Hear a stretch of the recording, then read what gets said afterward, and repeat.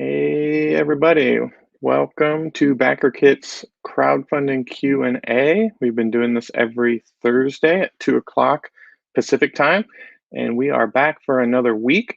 So I'm going to give a few minutes for folks to join. I see we have people coming in, got about 10 or 12 numbers going up. So I'm going to give everybody a minute to kind of join us as they're getting their messages on Facebook and YouTube. Just a reminder, if you want to ask questions, all you have to do is put it in the comment section of where you're watching. Unfortunately, if you are in our private Facebook group, I won't be able to see or reply to the questions. But if you are on BackerKit's page or the YouTube page from BackerKit, I will hear you. Here's an example. Mark says, "Hello again, Jason. Nice to see you." Nice to see you too, Mark. Or not see you, but be in the same digital sphere as you. And then I can pull up your questions just on the board like that, and we will just take them in the order they come. So no wrong questions to ask. I'm here to answer anything about crowdfunding in general. It can be the most basic question in the world or a super complicated question, whatever, we'll take them all. Or we can talk specifically about your project, your hurdles, your challenges, your victories, whatever, and we can just take them one at a time and work through them. The ultimate goal is to make sure that you are confident and equipped to hit that launch button on Kickstarter, Indiegogo, whatever platform you're using, and to get funded. We want you to get funded.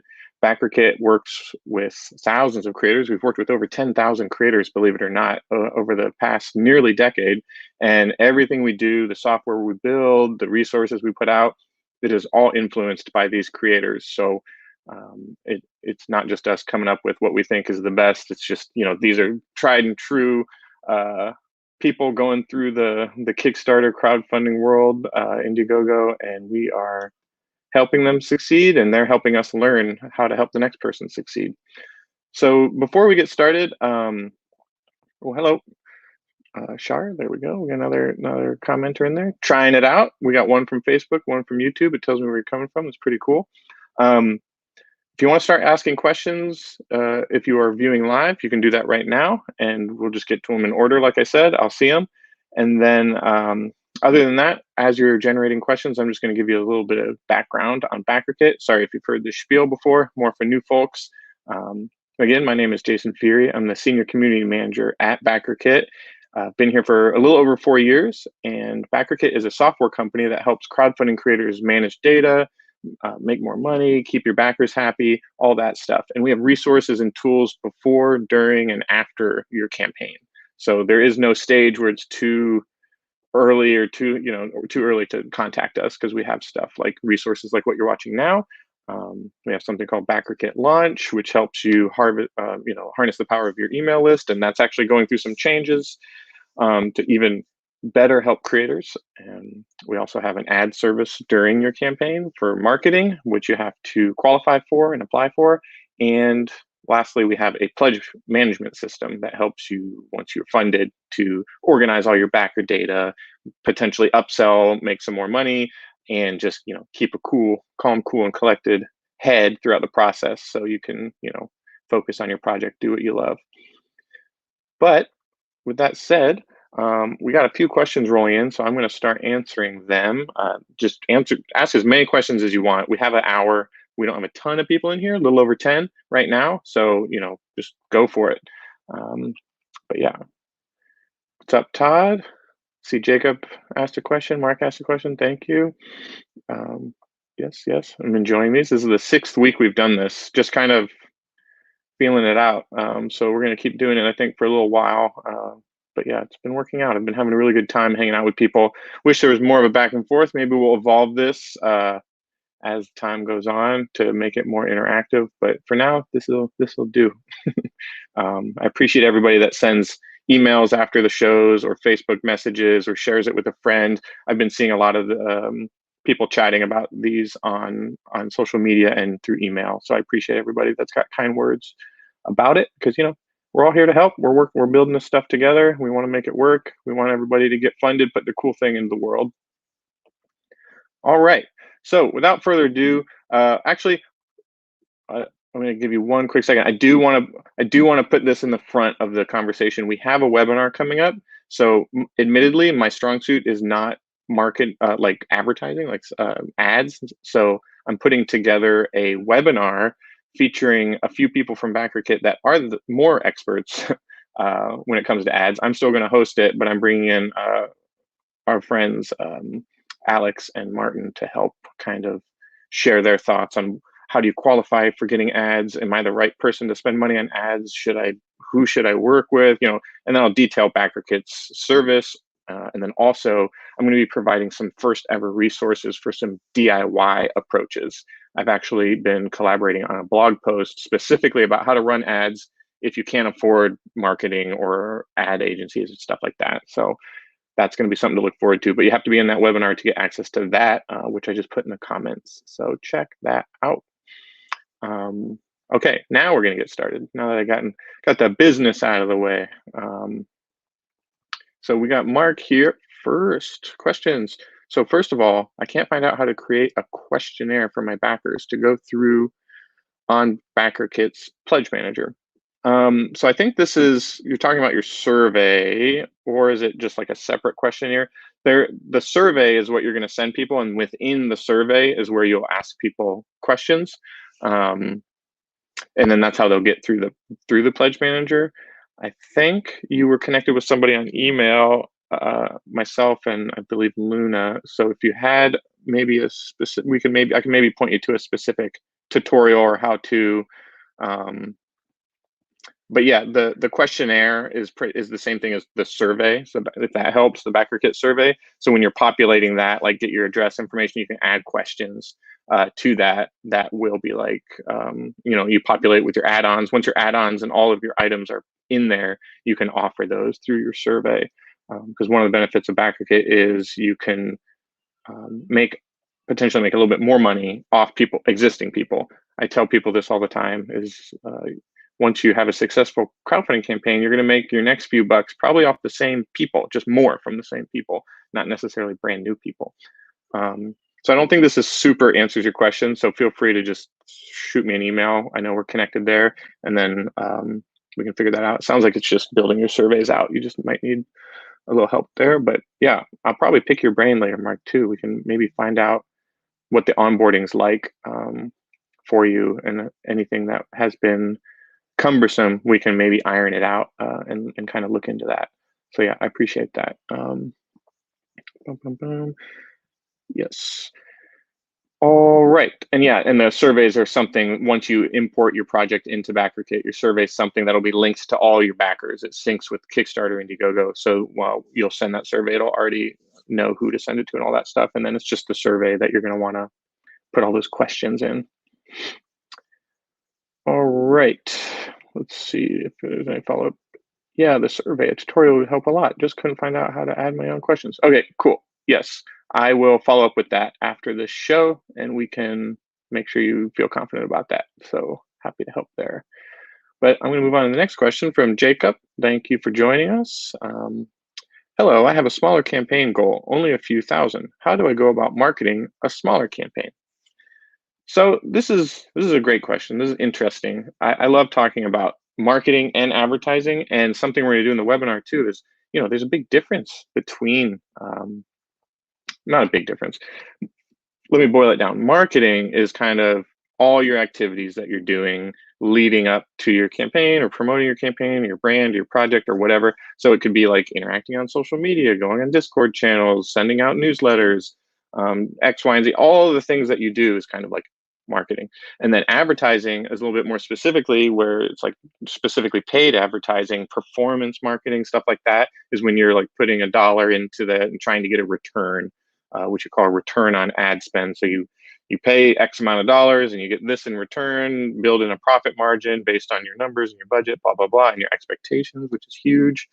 Always think about your expectations before you dive into this, because sometimes people get a little, I don't know, they just, once you get funded, or once you like make X amount, you're like, oh, what can I do to double it, triple it, and which is totally human and normal. But if you have a plan before you even hit that launch button, stick to it, and if you achieve it, you can just kind of, not that you have to stop, but you can relax a little bit. So to answer your question, how do I go about marketing for a smaller campaign? I would say your first line of defense, or your first line of backer or whatever, it's always going to revolve around your email list and the community that you've built through your social media, through events you've attended, whatever. The number one takeaway I have to give you is email is king. Anybody that's seen me on camera before or read anything I put out on BackerKit knows I'm just going to talk about emails all the time, and we could get into the fine details about like strategies about how to get emails and stuff like that. But if you haven't started collecting emails specifically for your brand or specifically for this project, you need to start doing that like tonight. Not to like add like any stress to it, but at least put in the places. Have a landing page, have a place for people to go, have a place to collect and put those emails, have a plan for how you're going to engage with them. Like, are you going to send them a monthly update, a weekly update, whatever, or are you just going to ignore them until you need something on Kickstarter? It's totally dependent on who you're putting on that list. But the key is, especially for smaller projects, start small. Start with friends and family. Start with coworkers. Start with people you meet at events. Start with the social media platforms you're already on and that you enjoy being on, and find creative ways to funnel them to a page where they can sign up for your email. Now, BackerKit's got a tool. BackerKit Launch is evolving, and we're gonna be offering more options for you to do this via BackerKit. And stay tuned, because we're going to probably unveil that in more detail at the webinar coming up that I linked already. So if you RSVP to that, I think we're going to do kind of like a soft launch of that, so you can get access to that very soon. But the point is, create your landing page, find creative, unique ways to get people there, get interested, create content. Because for smaller campaigns, if you're like me, I've run 2 campaigns and they were both what I would consider smaller as well. My maybe a little bit bigger. My goals were 10K for each of them. And they both hinged on my community and my email list. The first one, I did not do a great job building an email list and I regretted it, but I had to learn that way. And then the second time I did it, I was way more confident because I had over 500 emails ready to message. And these were all people that already let me know they were interested. So they were just like, just waiting for me to hit the button. So you really want to go with that free, organic community building approach. And that's your number one thing you need to do. If you wanted to pay for marketing, my best advice is, I know like BackerKit has this stuff, but it's not super, like, it's everybody can't qualify. We only have so many people working there. There's so many projects, there's hundreds of projects every day. So we're actually really specific about it. But typically any ad services that you use that are paid work better when you've already proven that you can get funded. There's a lot of people already there. It seems backwards, but it's not a shortcut to get funded. If that's how it worked, we'd all just be buying Kickstarter campaigns and we wouldn't really be building communities. We'd just be throwing money at it. And then it would be kind of counter to the spirit of Kickstarter. It'd just be whoever has the most money gets to make money. And that would be a nightmare. So I don't want to live in that world. I love the projects that people say are smaller because they're, it's your passion coming through, and maybe it's the start of something bigger and it's the first stepping stone. So really just keep your expectations realistic, build your community, even if it's just a few hundred people on an email list, or not even, like, I've seen projects successful with a few hundred. Like, always more is better, but obviously, the smaller your list is, the more concentrated it is. And, if your goal is to just get 100 backers and you can get a few hundred people on an email list, you might have some luck. So yeah, these are all things to like considered. Other people I've seen do creative giveaways on social media. They've done a lot of like stories and like reels and stuff on Instagram to like build hype. And it's really just about consistency and then that funnel to get their email somehow. Followers are great, but if you have 1,000 followers on Facebook, I'd take 10 emails over 1,000 followers any day, because there are people that are like giving you something already. It's kind of like validation or proof that they're like serious about potentially supporting you. Following's so easy. You're just like blah blah blah blah. It's just like, I don't know. I don't take a lot of stock in followers. Not to say it can't work. Like I totally have seen people with a lot of followers, especially YouTube followers and Discord and like the streaming services, like gamers that stream or artists that stream. Those tend to convert pretty well because they're interacting with their communities a lot and it's face-to-face time, like blah blah blah, back and forth. So those tend to do a little bit better, whereas like Twitter, Facebook, Instagram, stuff like that sometimes is a little bit more competitive and the algorithm is kind of wanting you to spend money, so it's kind of tough to like stand out. There's just so much going on.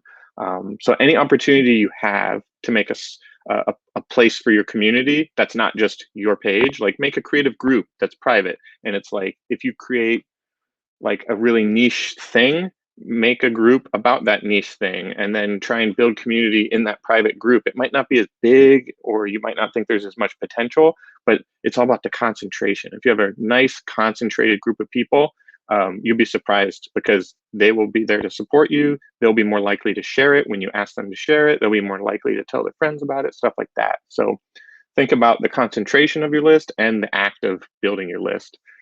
I could talk for days about other strategies and things you can do. I will say this isn't official, but I've been thinking about this a lot. How do you turn social media followers into emails or into backers? And I'm actually collaborating with somebody behind the scenes, somebody we've worked with, to maybe make a webinar about that, if that seems interesting to people. Selfishly, it's interesting to me. I don't have a big social media following, a few thousand. I mean, maybe across all of them, like 2,000 to 5,000 people are following me across the board, but I would love to learn how to turn them into emails better, because it's hard. But yeah, so I hope that answers your question, gives you maybe a start. I'd love to learn about your project maybe, or just kind of learn a little bit more. If you sign up for our webinar, I can get some kind of insight into what you're working on, because there's like a sign up form that will tell me how big your audience is and when you plan to launch, and preview pages. I comb through all of those and look at them. And then there's also opportunity to sign up for like community newsletter too through that. So yep, because it all comes down to the specific project too, the community you're serving. Is it tabletop? Is it hardware tech? Is it art, publishing? Who knows? So I'd like to learn about that. Okay. Mark's question, here we go. The pre-order service on BackerKit, does that run from the Kickstarter end date all the way to after fulfillment? That's a great question. So BackerKit has what we call our pledge management software, which is what I mentioned at the top of the show, where you send your surveys and collect your, organize your data and blah, blah, blah, blah. One of the perks is you get a pre-order store as well. And the pre-order store is something that you can, if it's populated, if you sign up for BackerKit before your campaign's over, you can populate it and have it linked to it. So the minute your Kickstarter is over, that button that says pledge now will turn into like pre-order now. You can write whatever you want, and then people will click that button, and for all the latecomers, and it'll go to your BackerKit pre-order store. So you can get latecomers. Some people might hear about it a week later, or you might have some marketing activities or ads that are still running, and people might come to your page a few days late and be like, whoa, the campaign's over. So BackerKit sees that as a while back as an issue. So all of the latecomers will have a place to go, and they can still convert. And then all that information that they plug into your BackerKit will be synced with your other backers. So you can kind of organize all that information in the same way when it comes time to fulfill, and it just streamlines it. But to answer your question, yeah, you can control that pre-order store. You can have it open as long as you want, up until you ship out your item. So I would, and even after, I would encourage you to keep it open as long as you can handle. But keep in mind, there is going to be a point where you want to kind of lock orders and make sure that you can, like, as a human, like, make sure you get everything out there from existing customers. So it's okay to like put it on pause and then like reopen it if you have to. But yeah, answer your question. Yes, it's really flexible. You can have it this, like, the minute your Kickstarter is over, that can be up and ready to go to keep collecting orders, keep the momentum going. And then you, as the creator and someone, once you've bought BackerKit, you can turn that off when you want to turn it off. So yeah, that's a great question. I have a campaign that was over. My board game that I got funded about a little over a year ago, I still haven't fulfilled it yet because we hit manufacturing issues with the COVID pandemic. So it's all done, ready to go. We just need the manufacturer to like manufacture it. But just to give you an example, that pre-order store is still open, so it's not turned off. Obviously, I work at BackerKit, so I could probably make that happen, but any creator gets the same treatment. So yeah, it's been up for a year. So, and I've been getting orders a little bit here and there, less now because it's been so long, but I probably got about maybe 25, 30 extra orders based on off that. And I didn't even like promote it a lot. That was just people that were going to the Kickstarter page later and finding it. So yeah, that's good. Just a reminder, there's that webinar coming up? These are great questions. Keep them coming. We still got plenty of time, so if you have some more questions, throw them in there. We got one from Todd. My number one I hope you guys write stuff nice. You could totally trick me and be like, my number one concussion is Jason is a duty face, and I would just read it out loud in front of everybody. So I appreciate everybody being super respectful here. My number one conundrum is how to convert our 84K YouTube subscribers, congratulations, that's awesome, into real people with emails that we can contact. Yes, we have a landing page, and yes, we're putting out videos asking for signups. So this is interesting. This is actually a question I don't 100% know. That's why earlier I didn't see this question yet, but I'm glad I kind of spoke to this already. I know people that have dealt with this. So what I'm trying to do is figure this out myself. I do know you're doing the right things with the landing page and putting out the videos and sign. Like that's the most you can that I can think of to do is just engage with that community, put out videos, bookend it on all your other unrelated videos, maybe the top and bottom. You don't want to be like spammy or too like in their face, but you want to put it out there. I'd also be curious what your incentive is to sign up for the email list. If it's just sign up to follow me, people on YouTube might be like, I just want to interact with you in this way. I'm already following you. Why do I need to do this? Like what can they get that's exclusive to your email list? Because it might not your problem might not necessarily be, am I distributing the message or the ask in the right way? Is the value to the person signing up relevant? Or like, is it something clear to them? Like, be the first to know about my Kickstarter campaign. You got to be on my email list because that's when I'm going to do the blast. Or people that are on my email list and back me on Kickstarter will get this perk, an enamel pin when I launch. Like, I'm going to cross-reference both lists, and if you're on both, you'll get this.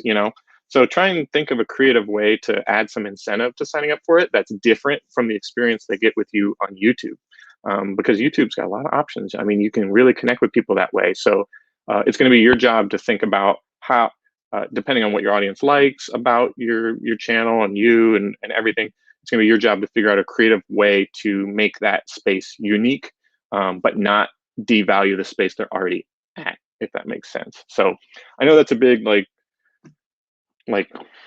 big answer that's not really super clear, but I can't tell you exactly what to do for this channel because I'm not sure what the channel is or who's in there or what kind of content you do. I'd love to be linked and learn more about it.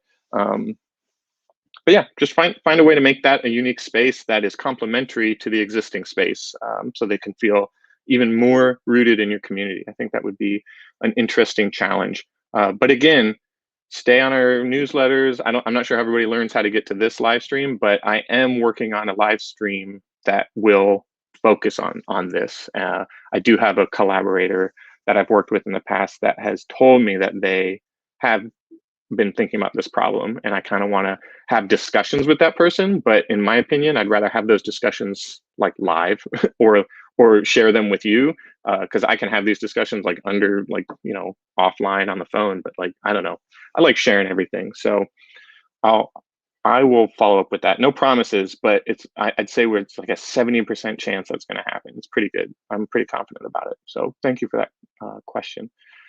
This could be an opportunity for us to learn from each other too, because I would love to learn about that journey because like 84K YouTube subscribers, that's a ton of subscribers. Like that's fantastic. Even BackerKit, we only got like 300 something. So yeah, but we haven't built that audience, but you know what I mean? That's an achievement in itself. So congrats there. I love hearing that. No. Hey, I'm using BackerKit because on my last campaign, I got a bunch of incorrect addresses. I'm only using the pledge manager, however. Am I missing out on BackerKit functionality that I'm paying for? Jared, thank you for the question. Should have said your name before I read the question. Am I missing out on BackerKit functionality that I'm paying for? So when you're signed up for pledge, so we have kind of, the way our company works right now is we have 3 kind of separate tools. They do work very harmoniously with each other. If you used us from the beginning, which is BackerKit Launch to build your hype and get people to back you as early as possible. That's a separate paid thing. It's a $99 per project thing. So it's more about building up your email list, sending messages to your email list, and then getting them in that unique window when your crowdfunding campaign is up. So that's one thing. If you didn't use that, it's technically built for people that have run a few campaigns, but if you have an email list that's decent sized, or if you have one or two campaigns previously, I would highly recommend looking into using BackerKit Launch. Secondly is the ad services, which is paid, completely separate right now, and that includes our newsletter placement and ad services. They're kind of one in the same. But as far as Pledge Manager goes, if you're using it just to get addresses, I'd say there is a lot of untapped potential. I would urge you to look into other options that you can use. So obviously it's about the data management. You're putting in your weights and you can figure out all that stuff. There's DIY shipping solutions that you can put in there if your project doesn't need a third party. But if you do need a third party to like help you fulfill, you can sync them with BackerKit. You can easily export your documents and your information to third parties so they can help you fulfill. But then one of the things that a lot of our customers use more than anything is our survey, which gives you kind of this exit through the gift shop mentality where they can add on items. So let's say you need to get an address from somebody. You send them a survey saying, hey, we need your address. And then your next question can be, by the way, is there anything you want to add to your order before we finalize? And it could be an extra copy of your product or a thing that you made on the side or an enamel pin or whatever you have or an expansion. And you give people that opportunity to add that to their order before they check out and finalize. So you can definitely make more money off of people.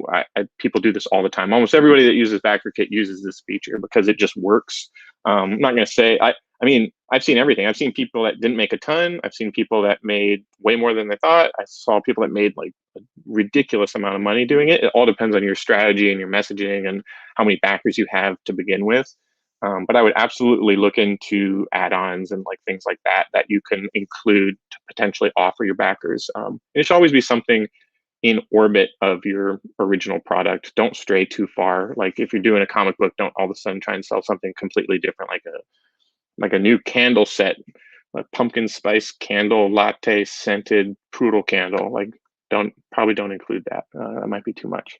But you get my point. If it's like a board game and there's an expansion or a cool card or like a little component that you can add, totally go for it.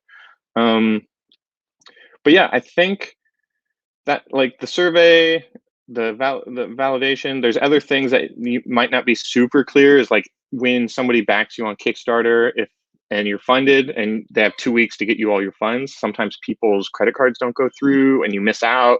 BackerKit gives you an opportunity to reclaim them. You can message those people and you can preserve their reward tier and let them do that. And people also have the option to up their pledge. They can't lower their pledge because they've already paid for it on Kickstarter. That's already a done deal. But if they did the base pledge and there's like, you know what, I wanted the deluxe pledge in BackerKit, you can make it, hey, you can change your pledge and they'll just pay the difference in BackerKit. So you can get people to upgrade that way as well. But yeah, other than that, I mean, there's all kinds of stuff you can do to segment your audience and do like DIY shipping, stuff like that. A lot of people charge shipping late after the campaign, like through BackerKit. So you can set your shipping to 0 on Kickstarter and just say, we're going to charge shipping after the campaign through our survey. A lot of people do that. That's really strategic. Main reason people do that is to save some money because the percent taken out is less on BackerKit than on Kickstarter. And you can formalize a more realistic shipping price. Some people don't have super predictable shipping costs. Like if you have a game that might weigh more or less and the box might be bigger or smaller, you don't know. It might be good for you to wait on that and say you're going to charge later. That way you can offer the most fair price to your backers. I do know some people don't like being charged like through Kickstarter and then again, but that's just, if you're very clear about it on your campaign page, you talk about it in your reward tier, you talk about it in your shipping section, you mention it in updates, just make that an expectation. It's not a big deal. I see people do it all the time. I'm a super backer myself. I do it all the time. I'm just used to it at this point. They get it. And as long as you're letting them know that you're going to actually probably pay cheaper if we do it this way, instead of me just guessing, because the alternative is you either make extra money off someone, which doesn't feel great, or they like lose, I don't know, or you like lose money. That doesn't feel great either. So part of your strategy. But yeah, thanks for that question. See a lot of people rolling in. This is great. If you have a question, feel free to throw it in the comments. I see a lot of people doing that already, so appreciate it. But if you're just joining us and you have a question, throw it in there. We'll get to it. Let's see here. Suggestion, not a question. Partial surveys. Why do you make me send the whole backer survey at once, specifically print, physical versus digital rewards? I think there might be a way to segment those out. But yeah, I will share that with the product team and see.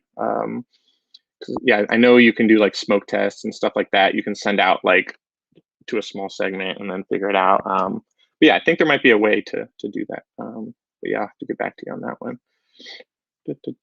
Yes, the survey tutorial would help. Oh, we already went through that. Sorry. It was tricky for me to find out where to add survey questions as well. Okay, that's noted too. I will share that with the team. And then, yeah, we can find a help doc that can help you do that.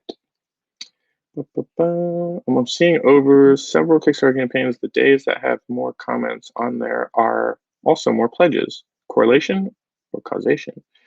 I don't know. I mean, I think that's just a reflection of community activity. So, but yeah, that's a hard question because if there's more comments, and there's also more pledges, that could just be a coincidence. I'm not sure because it's not like necessarily, I'm assuming the comments are from people that have already backed your project. So yeah, I don't know. I'm not sure. I'll have to look into that. I have your page. I'm a backer on there too, so I'll have to check that out. But yeah, interesting insight though. Like I'm not sure. I'm wondering, is it like brand new pledges, or are people upping their pledges maybe because they see or they maybe have more confidence in it? Who knows? I don't know. What is your experience with Launchpad? I don't have any experience with Launchpad. I'm not sure. Is it BackerKit launch or is Launchpad something different? If it's something different, that should answer your question. I have no idea. But if it's with Launch itself, I do. So I don't know if you're still here, Carrick. Maybe you can clarify that. But yeah, I'm not sure what Launchpad is. Unfortunately, sorry. Sounds cool. Sounds like something a frog would dig. There's another one from Mark. What do we got here? Do you calculate and factor in your time into a Kickstarter goal? I didn't, and I feel like my investment isn't something the backers should pay for. Am I doing it wrong?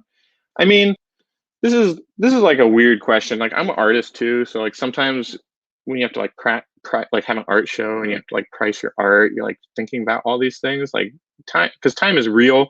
I know like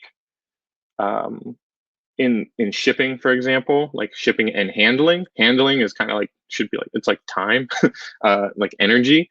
So like there is an argument that be had here. I mean, I think you should like I think if you but it depends on how is this your first project, second project, third project. I know it's your first project, so your goal is probably just to get this thing manufactured and in people's hands. Like that's your number one goal, and you're probably moonlighting and you're probably a scrappy entrepreneur. You probably have a different full-time job. Maybe, I think I saw you like, a family you got to take care of. So I don't think for first timers, you need to worry about that a lot, but you can factor that into your funding goal if you think that's something that you should be doing to like pay yourself for time. But it's going to be so unique. Like I can't give you like solid advice there, like do it or don't do it.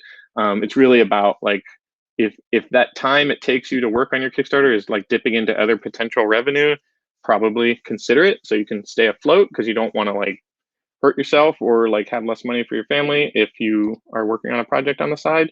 But for first timers, sometimes I'm just like, temper your expectations, go for a low funding goal, make your project like not super complicated, which these are all things I didn't do. I did this all wrong when I ran my board game is so complicated, like components wise, there's so many moving parts and pieces that I wish I would have just done like a card game first. But hindsight's 2020 and I was feeling it. So I just went for gold. And now it's taking up way more time than I ever imagined. I didn't factor in time. We just strictly factored in taxes, manufacturing, like error things that might happen. We didn't factor in that. This is a really interesting question, though. I appreciate this question. So yeah, I'd be curious if anybody watching has any thoughts on this, because you all are in it. So let me know if you do this or think about this, because I haven't I haven't ever factored it in personally, but maybe I should. Jared, I'm prepping another campaign launch in the next month. I'm collecting emails, making social media posts, etc. How can I start using BackerKit now to get the most out of it? That's a good question. So BackerKit origins were post campaign. Like once your project was funded, then we would come in and help you kind of, so you didn't have to be a business manager overnight. We could kind of like help manage your data and all that stuff. But now we're different. We have a lot of resources we like to share. We like to try and get people connected so they can talk about what worked and what didn't work. I'd say the number one thing that you would want to do to prepare for your next campaign, it sounds like another implying you've had one in the past. I would definitely consider BackerKit Launch as an option. It might seem simple, or it might seem like, oh, if you already have MailChimp, you don't need this. But in my opinion, it's all about two things. One is the data that you'll get out of it. You'll get some insights onto who your backers are, how familiar they are with crowdfunding. And then two, you'll be able to like figure out who converts and actually converts into a sale, which is like really important information. And just to kind of rewind, BackerKit Launch is a marketing tool, kind of like MailChimp, for email delivery, where you have your email list. You can import it through CSV or just copy paste, and you can just throw it in there. And if you have previous Kickstarter projects, you can sync those so you can get those backers in there as well. And you can message them about your upcoming project, and you can track who is interested before you launch, and then you can track who actually backs you when you launch. You can get really important insights. For example, you can find who's backed you across if you have 3 projects, who's backed every single one of them. And you can segment that list, and then maybe you can figure out ways to like reward them, or at least just have that insight that like, oh, this person comes back over and over and over again. So that's great. This person backed my first project, but not my second or my third. What's up with that? So it gives you kind of some insight that you can do. So yeah, I think BackerKit Launch and organizing your pre-launch strategy, like how you're going to message your existing community, is super important. Right now, this tool is just for email world, not social media yet. But for now, I think it's just a really important tool to kind of get those insights, send that messaging to people. And once people convert, once you're live, you can like take them out of the flow so they're not getting the same stuff, like asking you to back them when they already did. Because it's all about the backer experience. You want them to have a nice, smooth experience, and you don't want to spam them or send them too many messages. So this has a really nice, fine rhythm to it, in my opinion, that has been researched for years, and it's all influenced by our creator base. Like I mentioned, over 10,000 creators just watching and learning how they message, how they email. We've kind of put all of that thought into one tool. So it's kind of like a super powered MailChimp specifically built for crowdfunding. So I would highly recommend checking that out. It's like I mentioned, it's $99 per campaign, but I mean, it's totally worth it. You'll make that money back, and I guarantee you that like some of the people, we have templates built in, so you can edit it however you want, but you can kind of borrow the cadence. Like you should send them 3 days before, during, a few days after, blah blah blah. You have like a cadence that we can kind of recommend, and then we have templates that you can either steal or edit to brand it for your project specifically. So I think that's probably the number one thing you're missing out on. I'm not sure if you've used that or not. If you have, sorry. If not, everybody else got to listen about it a little bit. But yeah, and then depending on how predictable it is, if you like know you're going to get funded, if you're pretty confident that your community is going to show up, you can sign up for BackerKit Pledge Management early, and you can start populating your survey and stuff like that, so you can have like a smoother flow. So you can like, once your project's over, you can just get them going, within a few weeks of your project. So yeah, let's see here. I heard you say that you launched a board game a year ago. My project is also a board game. Are there any important details specific to board games that first timer would need to know? Oh my God, yes, a million things. I've always been a gamer, board gamer, a tabletop gamer, and I just always wanted to make a board game. So, after I'd worked at BackerKit for a while, I was inspired by all the indie board games out there. And I was like, you know what, I'm going to do this. I'm going to do this. It took me a few years to get to the point where I could, I had to play test the game and blah, blah, blah, blah, blah. I'm going to pause for like 1 second and pull up a resource that I've been building. It's public, but we haven't been sharing it a ton just yet. And it is called the Tabletop Games Crowdfunding Roadmap. And it's something that I built from scratch with somebody on my team. And it's kind of baked in. Everything I would tell you right now is baked into this. So I'm going to throw it in the chat right now. And then I'm going to scroll down and let people screen grab it if they want the URL. So if you want to screen grab this, I can like do something for you, and you can screen grab it. But check this out, because what I've done here is I've basically boiled down the process of running a tabletop game from beginning to hitting launch. So I've separated it in several categories. One of them is do this first. These are things you can do right now. Then it moves on to ideation. How do you organize your brain and establish your personal goals and expectations? Create an ideal backer profile. Like, who are you selling to? Identify your team, stuff like that, which will lead into community building. It should technically be probably called community foundation, because there's no end to it. Once you start your community and building, it's just a forever job. You're signing up to just do this forever now. That's supposed to sound positive. Sounds not positive when I say it out loud, but it is. And then that will go into prototyping, which is very important. Building your prototype, your physical prototype, and now the world landscape we're into, probably a digital prototype, so you can get more playtesters. And then that will lead into playtesting, which has 3 very important steps, which is internal, local, and blind. Internal is just, I got a prototype. I want to play with friends and family. Is this a thing? Is this fun? Is this stupid? And then you've got the second stage, which is local, which is like going to an event, or maybe going on Tabletop Game Simulator and inviting the public or your social media followers, people maybe you don't interact with a lot, but you're still there to guide the experience. And then lastly, there's the blind phase. And I would say my number one piece of advice to answer your question is about the blind stage. This is something I see way too many people skip. And blind playtesting, if you don't know, you might know. If you do, I'm sorry, it's like a one-way street.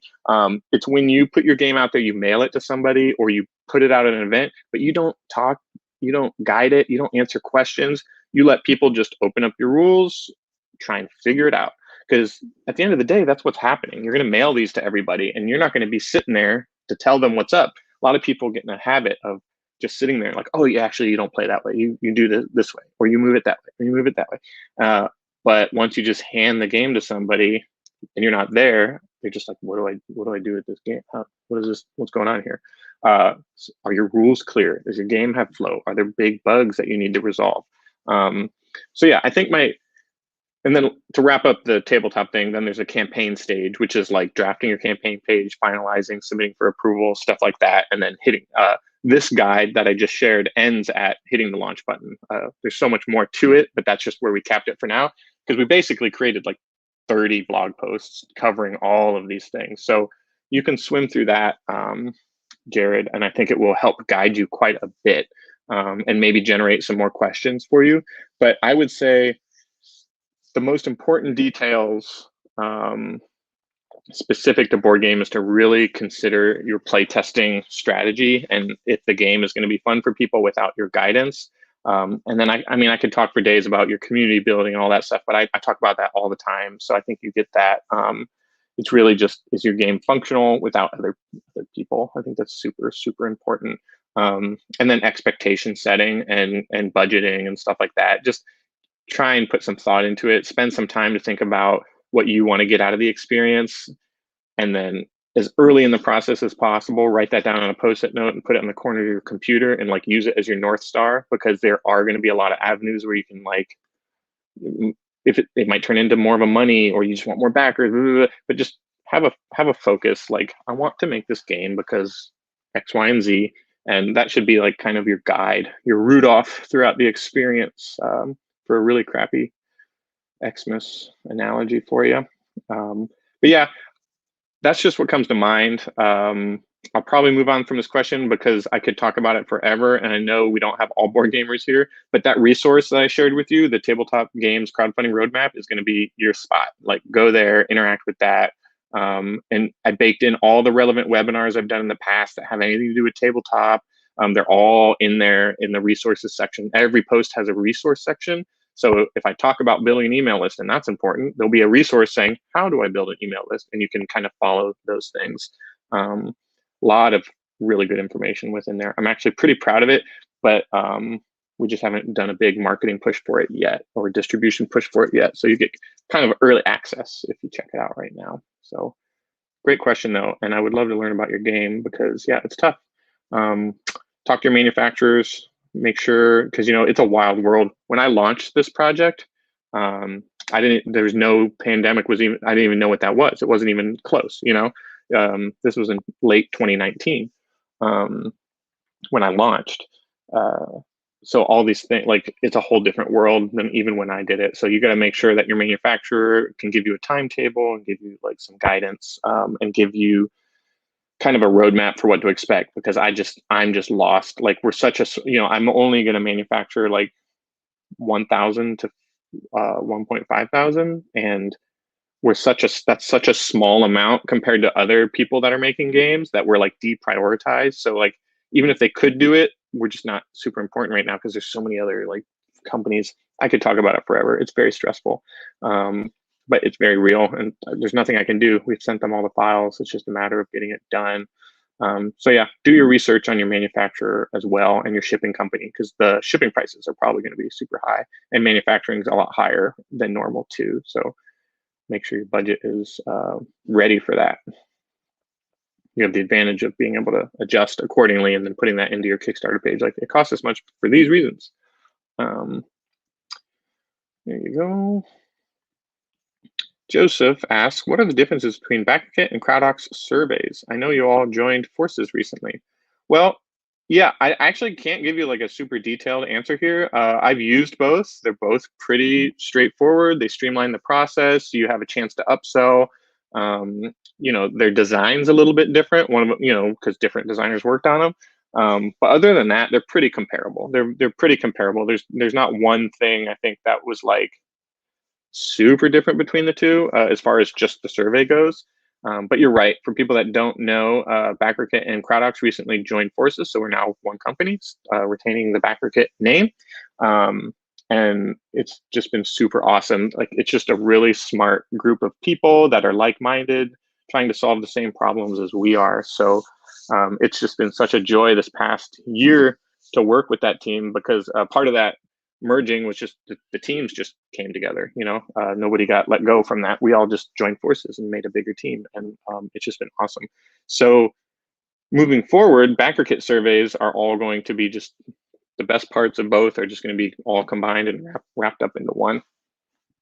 But yeah, I don't have any big differences that I can really comment on. If somebody from previously CrowdOx is watching, they might be like, tell them about this, but I'm not sure. I filled out a handful because I backed a bunch of games and stuff on Kickstarter, but yeah.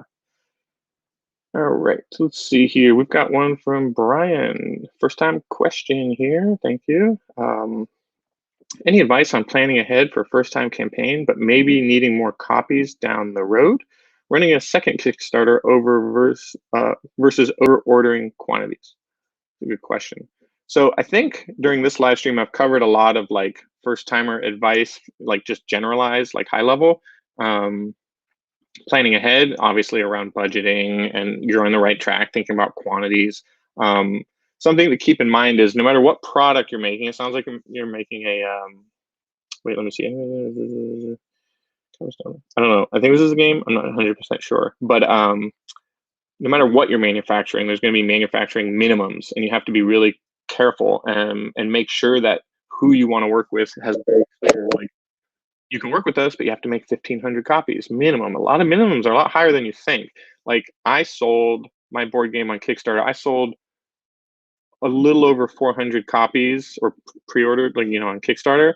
So I was like, no, maybe I'll make 500 to 1,000. But like, minimums for for the complexity of what I wanted to make was 1,500 at most places. So I had to know that before I launched, so I could factor it into my budget. And a lot of times you want to play the long game.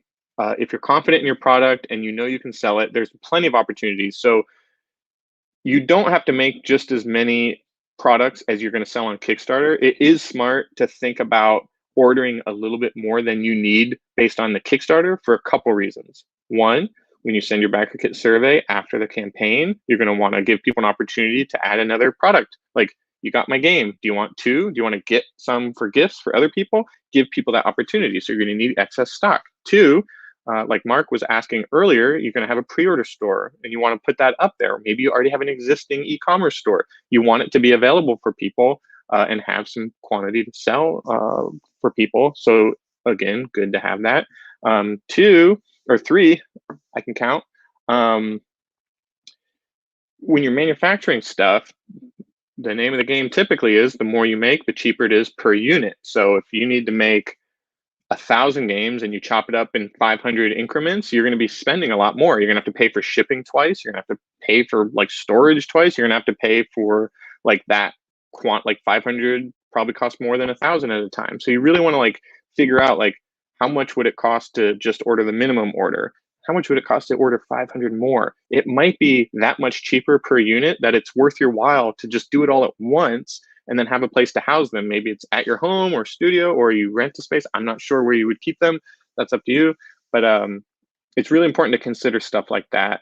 For me personally, we budgeted on Kickstarter enough to sell like for like 500. Like I was assuming I was going to make 500, but I'm actually making 1,000. I worked out a deal with our manufacturer to make 1,000, which is twice as many as I need to fulfill all my orders. But the budget and the funding goal was to cover those first 500 orders. So everything I sell after those 500 is all profit. So I'm not making a ton of profit like right away. I'm actually I'm like breaking even basically to fulfill this Kickstarter. It's all just kind of like, great, the thing got made. But those last 500 I sell is 100% profit because it's up to me to sell them through BackerKit or e-commerce or whatever. But that's where my profit is. So it's a long game. It's an even longer game than I thought because of all this COVID stuff. But my point is, it's okay to make more than you need if you have a place to store them, and it might be cheaper for you in the long run. So when you're doing your math, don't just do it up until the campaign. Do it for like the next year or two, and then if you're anything like me, I got a fire lit under my butt, so I have to sell these other 500 ones if I want to make any profit. So I'm going to be very entrepreneurial and try and sell them when the time comes. So, but that's part of the business, you know. I hope that answers your question. But yeah, over ordering, I don't know. Like there is don't order like 1,000,000 copies, but I would say, you know, if you go 50% to 100%, which would be double, like I think that would be reasonable if you have a plan of action for selling them post campaign. But yeah, I mean, also depends on how tight your budgets are and stuff like that. There's a lot of factors to consider, but that's just my experience. Will, what's up? Welcome. Can you add a modified product after the campaign starts at a different price based on your observations of the situation? I'm not 100% sure what this question means. I think you're talking about, can you add like another item to the campaign after it starts for a different price? You can add reward tiers after you launch. So if, like, for example, let's say you had a limited edition whatever, but then you can make more or something slightly different or in a different color, you can add a reward tier and change the price and modify it in that way and then offer it. You're going to want to do an update to let people know you've done that, to give existing backers an opportunity to switch their pledge over to a different reward tier and to just announce it so people like understand like what's going on, so it's not too wild. But if you mean modified as in like I'm selling this game and then I'm gonna like kind of change my idea, if it's like a big change to be almost a different product, I would advise not to do that. But keep in mind, everything you do, like Kickstarter campaigns, I know we're in this world where we see a lot of stuff where these big time creators, all they're doing is like, we're gonna make this game no matter what. All I gotta do is hit this button. And it looks like, oh, they're pretty much done. They just need to hit a button and get the backers and blah, blah, blah, blah. But keep in mind, the spirit of Kickstarter is prototypes. You're sharing an idea, you're sharing a prototype. So in that sense, it's all going to be modified. It's all going to be different stuff. I might be misunderstanding your question, but you're just sharing, you're like delivering, you're like sharing the promised land. Like, this is what I'm making. This is what we think it's going to look like. Like for example, the board game I made, when I look back at it, it's not going to look much like that. The rules are the same, the elements are the same, but the design got overhauled. We got better graphics. We got better, like our stretch goals unlocked X, Y, and Z. So now it's like plastic pieces instead of cardboard, chipboard. So yeah, it'll change. But yeah, I mean, you can add reward tiers for different prices. So yeah, just be mindful of what people are going to your page for, and don't lose sight of your core product. Like what you're selling from the beginning should be what you do for that campaign window. If you have something that needs to be modified so much that it might be perceived as a different item, I would just cancel and do a different project, or let it go if it's working out well, and then try again with a different one.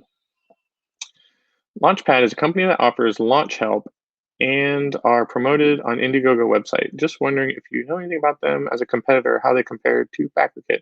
I'll have to look into it. I'm not familiar with Launchpad, so that's just my maybe my ignorance there. Sorry, I'll have to look into that. I admittedly spend a lot of time on Kickstarter. A lot of projects I work with are Kickstarter projects, but I should spend more time on Indiegogo is what I'm learning. But thanks for sharing. I'm going to write that down, look it up after the show. I hope when I Google it, I get Launchpad from DuckTales, though. That's a good show. I love that show. Launchpad. Let's see. Do you ask backers before taking their emails for your email list, or do you just take them for granted since they backed your project? Do you ask backers before taking their emails for your email list, or do you just take them for granted since they backed your project? Okay, I think I understand the spirit of this question. It's a very good question, very important question. So the question is, when you get backers, you don't get their email immediately, stuff like that. But once your project is funded, you'll get all this information from them, including their email, that you can export into a CSV and potentially submit onto your list, onto your email list. In your mind, that's the best person. Like, of course, this person wants to be on my email list because they backed my project. But that's not necessarily true. This is the hard, tough love answer. I've struggled with this myself. My answer is, you should always have an opt-in. You should always have the person signing up for your list say, I want to sign up for this list. And there's two reasons for that. One of them is, do you want to be signed up for lists that you didn't sign up for? Like, probably not. Like, it's probably, and if you're not that bothered by it, that's just your preference. Some people might, that it could ruin your brand. It could be like, hey, wait, I didn't sign up for this. Why are they giving this? That's kind of like where spam comes from, you know? And two, the very nature of building an email list is about concentration. You want people on your list that want to be there. So giving them the opportunity to opt in is going to create less people. As a matter of fact, it will be less people, but they will be the right people. So that's very important. It's quality over quantity. It's very tempting. You just get an email list. I want to throw them into MailChimp.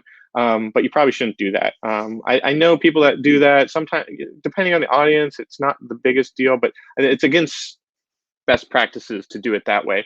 I will say, if you use BackerKit surveys, let's say you're like, okay, thank you for backing us. Let's say your project's over and you need to get your address information and potentially upsell them. You can do a question about, I need your address. Then you can do exit through the gift shop. Like, do you want to add anything to your order? And then you can do you want to sign up for our newsletter to know about our next project or to get, incentives?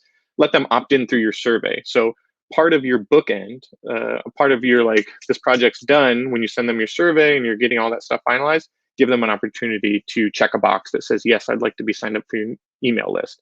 You'll get less people, but they will be the correct people. And then you can add those and then celebrate that you've got the right people in there. Because otherwise you might get people reporting you or just mad about it.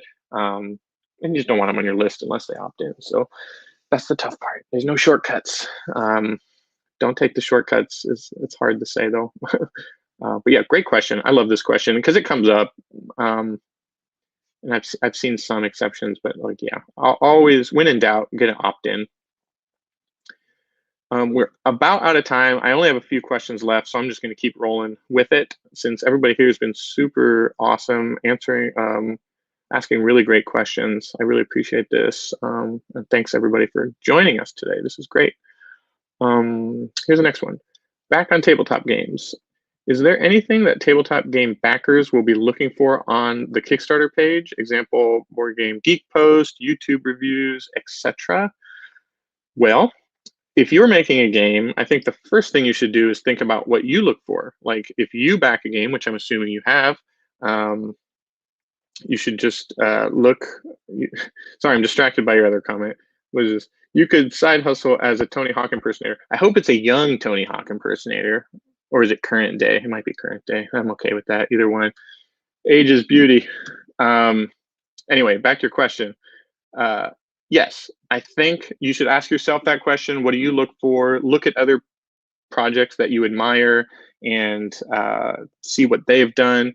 I will say, from personal experience, reviews are tough. Like I would change your mindset into previews and how-to plays, stuff like that. Let people see your game in action, but don't. I'm really distracted by the Tony Hawk comments, but I think, yeah, it's a compliment. I appreciate it. I played Tony Hawk Pro Skater on Dreamcast for a long time, 1 and 2, which got a remaster recently. But yeah, previews is my main point because you don't really want people. What if they don't like your game? Like, I don't know. You don't want to. You don't. If they don't like your game, then that could be problematic. And if it's a paid review, is also problematic. If it's not a paid review, sure, but I have issue personally with paid reviews because it's like, of course they're gonna love your game. Like you just paid for it. But that's okay. Think about previews, think about how-to videos, think about things that you can do. Like if you want to show, like I've seen people do all kinds of fun stuff like that. Board Game Geek posts, Board Game Geek, like if you're a first-time creator, you can still like register for that and have a presence on it. But Board Game Geek's kind of all about games that already exist and like rating them and talking about them. Like it's not really a great ecosystem, in my opinion, for people that haven't put their game out into the world yet. Once you're funded and you get your game manufactured, and then people can start giving you testimonials and actually rate it based on something legitimate, like a final product, then absolutely sign up for Board Game Geek. It's a really fun community to be a part of, and people can organically find you and have conversations and forums, blah, blah, blah, blah, blah. But I don't necessarily think that's really required for you to launch your project. A workaround that I did was I didn't have any big preview videos or anything like that, but I did get testimonials from my play testers. So if I got someone to play my game, I would give them a form to kind of like, how was it? Blah, blah, blah, blah. And I said, would you mind giving me a quote about your experience? And can I use it on my Kickstarter page? And I got a lot of people that did it, and they wrote like cool quotes. And then I would just pull those and put them on my page. And I would just say straight up, this was a play tester. Maybe you can get someone more high profile to play your game and just give you a quote. It'll probably be free, and it'll probably still look as nice because a lot of people are just looking for logos. They don't really want to watch the whole video.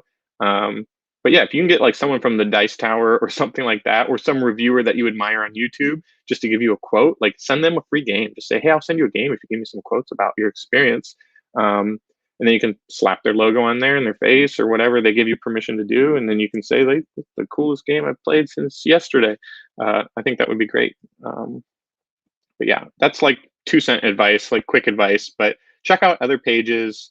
I don't think I have backed probably 200 board games, and I've never used, this is gonna sound horrible, I've never used a preview or anything Board Game Geek or reviews. I've never let that like fully influence. Like the game, the 3 things I'm interested in is, does the game look fun to play? Is it accessible? Is the game have good artwork? Like it's subjective, but that I consider, like, does it speak to me? Is this like a clean looking game? Is this like cool looking game? And then thirdly, for like what I'm looking for is like, are you as the creator excited about it? Like, I want to know what your testimonial is too. I want to know what your passion is. I want that to come through the campaign page more than somebody else doing it. But by no means am I saying don't get reviews. Like you should totally go for that. But if you're a first timer, you don't worry about it right now because you're not there yet. It's okay to not have a bunch of reviews on your page. Just it's your job to be excited, to present your project, to show people what they can expect. Maybe get some quotes or you need some validation from somebody other than you. I think the best way to do that is to get some quotes from some people. I think that's probably the easiest way to do it and gives you the most impact for how long it'll take to do. But yeah. All right. Really interesting about the quantity. I'm going to order as many as I can, about 2,000, because that's my long-term plan to pay for my time and effort to sell excess stock over the next 2 years. Yeah, if you're confident in that and you just kind of want to have e-commerce stores, stuff like that, I think that's good. I'm doing the same thing, but it's taking forever to make my game, so I have to keep waiting. But yeah, I think that's a smart plan. I think 2,000. I've seen your project and your page and how many. I think you have a few hundred backers there. I think that's smart. And then you can just have those. You can bring them to conventions. You can sell them online. You can give some out to reviewers. Like you'll have plenty to work with. And then they will be cheaper per unit at the end of the day because you're making 2,000 instead of 1,000 instead of 500. So I think you're on the right track. What is the overall crowdfunding market looking like these days with the pandemic in terms of interest levels, commitments, etc.? Good, average, low? It's a great question. Carrick, thank you. I'm going to just say this, it's doing very well, above average. I think that there's a number of reasons for that, but all the statistics I've looked at, Kickstarter is very transparent with their statistics. We had a webinar featuring the head of publishing. I've watched a few Kickstarter things outside of that. We had the head of Tabletop Games, John Ritter-Roderick, on, and they both talked about the state of Kickstarter, and both reports were very positive. People, I think, in my opinion, one of the main reasons this is happening is Kickstarter is a place for entrepreneurs. A lot of people are moonlighting, they're working other jobs, and they just do this between the cracks. But the state of the world over the past year or two has permitted people more time to work on their passion projects. So you'll see more projects coming out. Backers want to support these entrepreneurs during these times too. It's nice to show support for people that are following their dreams and making the best out of the current world situation we're in. Like, I know I'm more incentivized to back because maybe I don't have as much expendable income, but if somebody's really hustling and trying to make something happen during this time and it's going to like help propel them to their passion, I'm all down. I'm down for that. That sounds great. So yeah, my too long didn't read is it's doing fine. The ecosystem is doing fine. People are still creating really awesome projects and backers are still backing them. So I would not let it deter you from crowdfunding. I think now is actually a really good time to be crowdfunding. Yeah. You can have I'm going to screen grab this and see. I'm going to see how accurate it is later because I'm not watching myself right now, but I'm going to just see here. Is this a Tony Hawk? What does he do? This? Okay, took a screenshot. Very young. Okay, thank you. Very young Tony Hawk. That's good. I'll take it. Oh my God, Tony Hawk. This is wonderful. Made my day. For board games, which social platform do you think is the most effective after email list? Great question. I'm going to go ahead and do whichever platform you like to engage with the most. I'm not going to say there's a single platform that is built for board games. I will say there are communities within all of them. I know Facebook has a lot of great groups that you can join, private groups, public groups. We have one. Let me throw it up here. I think I have a card for that. Yeah, facebook.com/groups/tabletop games crowdfunding. You can screen grab that if you want it. So I think Facebook's really good for groups and communities. I've seen a lot of great ones on Discord as well. Twitter, creators are on there, but I don't see a lot of community like going on there in that response. Instagram is really strong right now. There's a lot of potential on Instagram. YouTube, I've seen great success with. My main point is, when it comes to social media, you don't want to spread yourself thin thinking that you have to do everything. You don't have to be on Facebook, Twitter, Instagram, YouTube, Reddit, but there's 1,000 social media things. But what about the new ones like TikTok or Snapchat? I should be on all this stuff. Not necessarily true. If you're a small team or maybe a team of one, I would at first double down on 1 or 2 platforms that you personally like to be on. Like if you love Instagram, go to Instagram. If you love TikTok, go to TikTok. Double down on it. Spend your energy on 1 or 2 instead of spreading yourself thin across 5 or 6, because you're going to drive yourself nuts. Because a lot of these platforms you have to be on them all the time. Do you have time to make a game and collect emails and figure out your budget and be on social media every day, all day long? Probably not. So think about what you like to be on and follow your gut, follow your interests, and you're going to send people to it. But yeah, there's no maybe we can brainstorm a social media for board gamers and make $1 million, but nobody's done that yet that I've noticed. I would say to completely contradict myself, Facebook's probably where I see the most activity due to the nature of their Facebook groups. Those do really well. I got a lot of insight and a lot of help through Facebook in that way, but that doesn't mean you shouldn't go to another platform if you hate Facebook. Like if you don't like Facebook, don't go on Facebook as much. Like it's just, you gotta keep yourself calm, cool, and collected. But that's a really good question. I think you asked the same thing. Second email. Okay, yeah. It's a great question. We got time for one last question from Brian. Which would be best for conversions to the email list? Oh, same, just kind of a follow-up. It just all depends. There's no answer to that, really. It depends on who's there, how many people are there. Like the platform itself isn't going to like influence that. I will say if you're spending money, probably something like Facebook, because you can send ads out that actually have like an email form baked into the ad. So it's like sign up, and then you can get like lead gen ads through Facebook, just like all through the platform instead of sending them to a different page. So that's probably super effective. I know Instagram, for example, you need 10K followers before you can like hit a button within a post, or if you pay for an ad, you can hit a button. They're kind of sneaky about it. But yeah, I would say my short answer is probably Facebook. Almost all signs always point to Facebook, unfortunately. But that doesn't mean it can't work on other sites if you enjoy them and you interact with them a lot. Like if you're on TikTok all the time, I would say just like use it, go for it, double down on it, do it twice as much. But yeah, when in doubt, unfortunately, it's probably Facebook, my guess. Kirk, thanks. Thank you.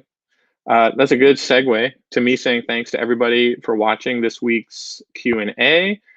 Feel free, let me know if these things are helping you, if we should keep doing these. I'm not sure. I was planning on doing it for 6 weeks. This is the 6th week. I'm happy to pop on again next week and leading up to our webinar on the 30th. I'm going to share the link to our webinar all about crowdfunding, marketing, and advertising. Be sure to join that. If you haven't RSVP'd yet, there is the link in the comments. That is going to be a really cool show where we're going to kind of go into it. And we're also going to have a live Q&A at the end of that presentation. Probably do a 20 to 30-minute presentation where we're just kind of talking and teaching. And then we're going to open it up. Every attendee will be able to ask a question. And if you RSVP now, you can go in there. There's a comment thread. We can start chatting and continue. Or you can ask a question within the platform. It's called Crowdcast. It's a really cool platform. It's not going to be on Facebook and YouTube like this, except for watching. You can still watch it on those, but you can't interact on this one. You have to actually sign up. But yeah, thanks everybody for showing up. This was another successful Q&A session. I appreciate everybody coming in and asking all these great questions, and we will see you next time or at the webinar. So yeah, thanks and good luck with your projects. I'll connect with some of you via email or through our Facebook group if you want to join that. If you're in Tabletop, you should totally join our Facebook group if you're not in there already. And I'm in those all the time. So if you want a direct connection, that's the best way to do it. Joining our email list and being in our Facebook group and attending our other webinars. We can always connect and make sure you're getting closer to hitting that launch button. But yeah, until next time, I will see you all later. Thank you so much for the questions and the commitment and the time. It's an hour of your day. Thanks for spending it with Tony Hawk.